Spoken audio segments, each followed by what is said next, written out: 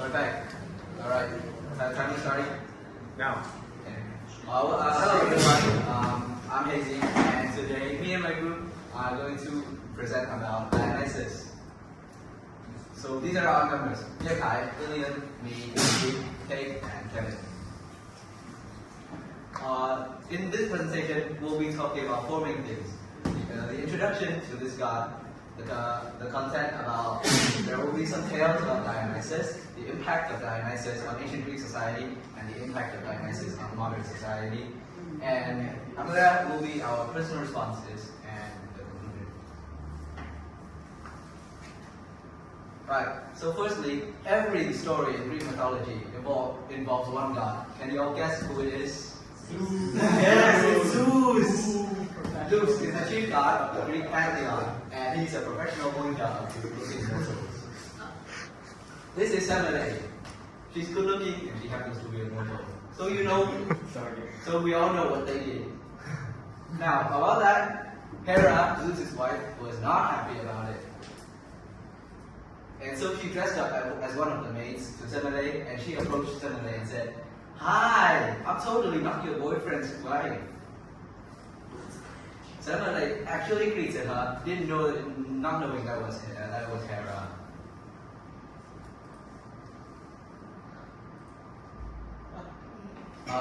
Hera, after hearing Semele confess that she was the boyfriend of Zeus, Hera convinced Semele to make Zeus show his true form as a form of revenge. This does not seem suspicious in any way whatsoever. So the next time Semele met Zeus, she asked him for a favor. And so Zeus, of course, agreed on the river Styx, which, when someone swears on the river Styx that they'll do something, it means they must do it. What is this? Yes, which means they must do it. But now, as you know, when a god shows their true godly form, no mortal can handle it and will die instantly. This was when Semele was still pregnant with Dionysus. So before her body completely burned up, Zeus took the baby from her womb and sewed it into his thigh to finish the gestating period. And that's how the beloved Dionysus was born. Now I'll pass it on to Kevin. So, okay guys, I'm going to show you guys some unhinged story about our beloved god Dionysus.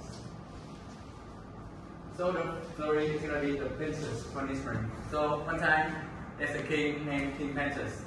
He is the Dionysus' cousin, but he is immortal, not a god like Dionysus.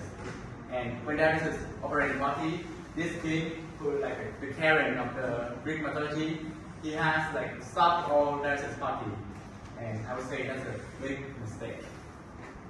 Dionysus got petty, and he tricked this poor guy into like wearing a woman dress and wig, put on those to go to some wild parties in the forest.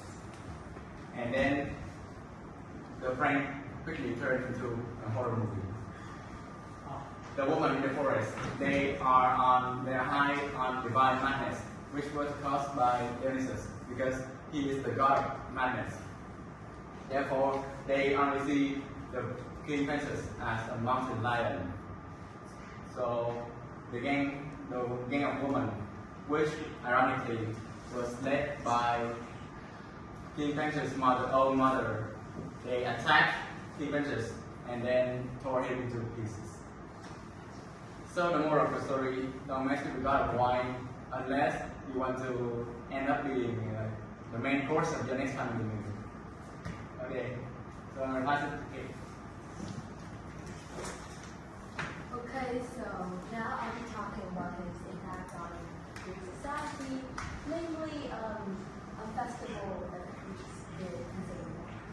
So this is the Great Dionysia Festival, and yes, it's a local advertisement. Some of you may find, it's like a bit unprofessional, but keep in mind I'm doing this on a super fire point. So, Dionysus' festivals include parties, fun, and gambling. After all, this is Dionysus. the god of madness. So his parties and his festivals were often really wild. The Dionysus festival usually happened for 5, 6, or even 7 days straight. And it was usually organized on Heaven's Day around spring.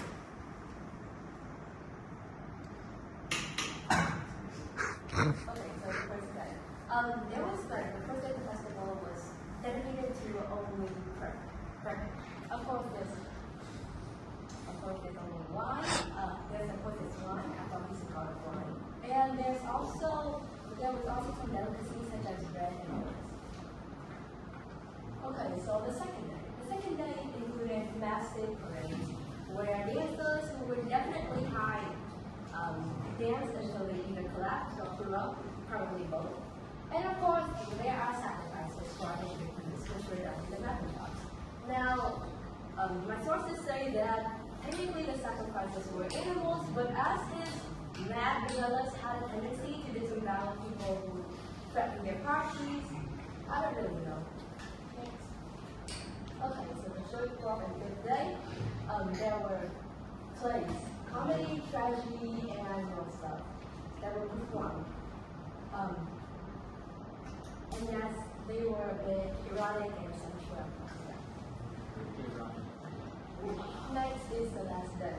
Okay, so the last day was actually called a meeting, but technically it was a bit more like a crowning festival for the winners of the game. So yeah, it's pretty fun.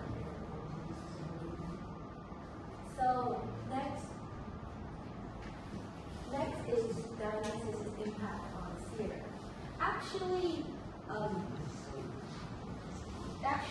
theater originated from songs and dances that the Greeks did in figure of Dionysus. It's often called the Dionysus. So technically, Dionysus is considered the patron of theater. Yeah. Okay, now about his impact on pop culture. Okay, so this is Dionysus in modern literature, and he's usually seen as a symbol of ecstasy and gender fluidity. So yeah, he's often considered as a representation of LGBTQ plus culture. What? Okay, as for games and festivities nowadays consider them, so currently today he's still often represented in theater, and there's even another festival called the Canal Festival River. And there are many modern performance festivals, especially at the theater, which are based on the Dionysian ritual. Yes, Dionysius would have a term coined for it, which literally means sensual and spontaneous human nature. Okay, so now in terms of movies and also games, Dionysus was portrayed in the book game Hades 1, as well as the Percy Jackson books and the book adaptation.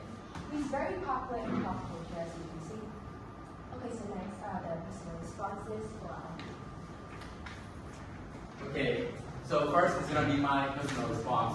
So I really like Dionysus. To me, Dionysus is the most interesting Olympian because he brings the complexity and uniqueness to the story. Because if the story, if he doesn't, the story would be kind of boring because it's just a bunch of God or rigid rules. So the next thing I like about him is that his terrifying duality. Like his power control the creativity which frees your mind, and at the same time he also can control madness, which can drive you to insanity, like what he did to the poor guy King Princess. So the last thing, he made me realize that even though fun and joy is part of the essential part of a human life, but if you have an excessive hedonistic lifestyle, it can lead to frightening consequences. Next one, Hazy. Alright, in my response, I'm going to be explaining why I like Dionysus as a god and what I learned from studying him. So firstly, I think he's very interesting because he represents both the joy and the chaos of human nature. He wasn't just the god of wine, he also embodied the full spectrum of human emotions. And by studying him, I can see how powerful emotions can affect human behavior if we give them Secondly, he was a very prominent figure. He was a very prominent figure in pop culture, as Kate said before. And I really appreciate how he gave people a sense of identity through festivals and theater. They're not just pubs, they are also places where people can express themselves and be connected to something greater. Studying his myths made me realize why societies need safe spaces for us to express our emotions. When people suppress feelings, that can build up and lead to stress. And Dionysus' myth can teach us how to relieve the stress efficiently. And finally, he taught me that creativity and self-expression is a fundamental feature of human nature. They still have to be balanced with responsibility, because without that balance, joy can turn into chaos. But with that balance, chaos can turn into something useful. Okay, so what was that? I just saw that Dionysus was a very interesting god with many different interpretations of her. About him, he's often portrayed not only as an old man, but also as a young man, and often portrayed wearing female clothes. So the stories show to be honest, showcase different sides of Dionysus. He could be benevolent, but he also could be chaotic and wild. And so to summarize, even though modern pop culture sometimes misinterprets Dionysus as such a drunk god that likes joy and chaos, he's actually a very complex and interesting character, both in Greek mythology and in modern world. So that's what has come to me. Okay. I guess I don't need to say more about Dionysus. And I still teach it. So when life becomes too rigid, just like your life, maybe when you is touch of Dionysian chaos, right? He is far more than one of God's authentic feeling.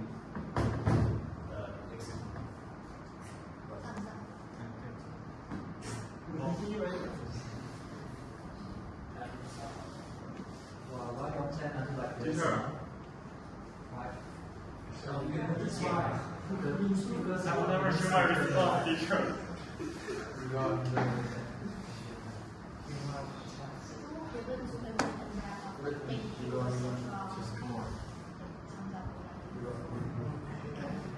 Although this group, how do you arrange it? I don't know. They are not even spoken like they should go first, you know. Because like in the rehearsals, each of us did our section in like under a minute. But in front of people, I just slipped up and talked a bit. No, what I mean is, the two of you spoke a lot earlier on, you know. The two of them did not even speak anything earlier on. So when it comes to the personal response, right, we should ideally let them go first. Otherwise, they have nothing for me to assess, you know. Whereas the two of you, you have spoken. He is far more than the God of wine, but the God of authentic feelings. Except your secret matters and profound transformation. Okay?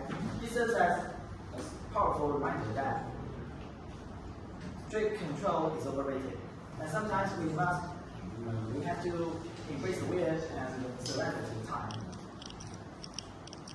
We can see his way in the connected euphoria music festivals, or in buttery pushing art, or in those nights we lose all our sense of time. His true power is realizing, teaching us to balance our civilized nation with our wild, creative, and utterly human spark. Okay. Hello everyone, let me show my response. In my opinion, I think Dionysus is a fascinating figure because he represents both joy and chance. And he also reminds us that life needs balance. Too much stress can make us rigid, while too much freedom can also overwhelm us. And I like how Dionysus encourages people to express their emotions honestly and passions and emotions honestly and celebrates the creativities. However, his story also shows the consequence of losing control. And as for me, I think Dionysus symbolizes the part of the human nature that wants to break free, explore, and enjoy life. Although it still needs to stay grounded. Okay, that's all. Thank you. Next is our credit, and let's